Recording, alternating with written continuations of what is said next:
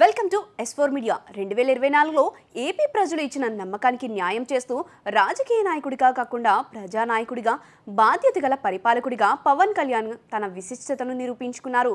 ఉప ముఖ్యమంత్రి, పంచాయతీరాజ్, గ్రామీణాభివృద్ధి, అటవీ, పశుసంవర్ధక శాఖ, గిరిజన సంక్షేమ శాఖల బాధ్యతలు చేపట్టిన తొలి సంవత్సరంలోనే ఎంతో దూకుడుగా పనిచేశారు. పవన్ కళ్యాణ్ పాలనలో ప్రధాన సూత్రం పారదర్శకత. ఉద్యోగుల బదిలీల్లో అవినీతి పూర్తిగా తరిమికొట్టడం, అర్హత ఆధారంగా బదిలీలకు కట్టుబడి వ్యవస్థను స్థిరీకరించడం జరిగింది. అందరూ సమానంగా అవకాశాలు పొందే విధంగా సామాన్య ఉద్యోగి నుంచి సీనియర్ అధికారుల వరకు విలువల ఆధారంగా పాలన సాగింది.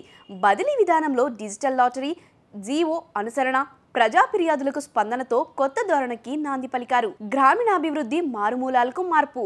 పవన్ కళ్యాణ్ నేతృత్వంలో గ్రామీణాభివృద్ధి శాఖ రాష్ట్ర అభివృద్ధికి చక్కటి వ్యూహాన్ని సిద్ధం చేసింది.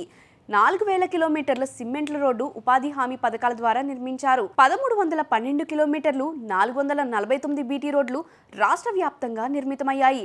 78,000 నీటి కుంటలు వర్షపు నీటి నిల్వలుగా ఉపయోగించేందుకు 22,500 గోశాల షెడ్లు, 15,000 పశు నీటి తొట్లు నిర్మాణమయ్యాయి.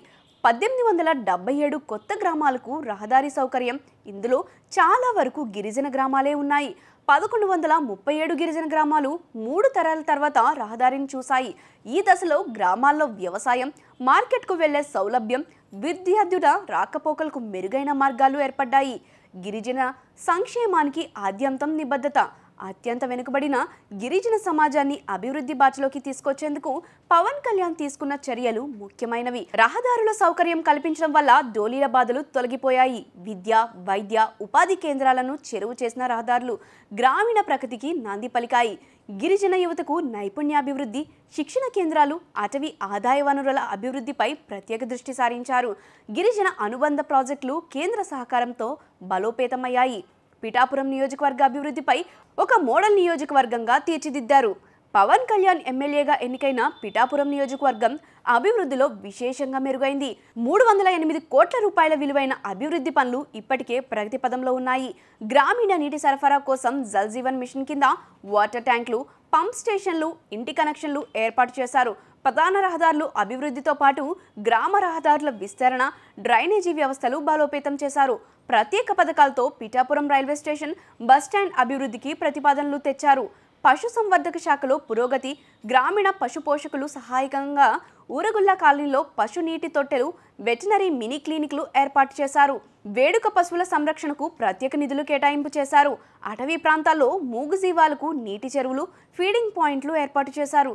కుంకి ఏనుగులు తీసుకొచ్చి అటవీ నిబంధనల అమలుకు సహకారం చేశారు. కేంద్ర సమన్వయంతో అనేక నిధుల రాక.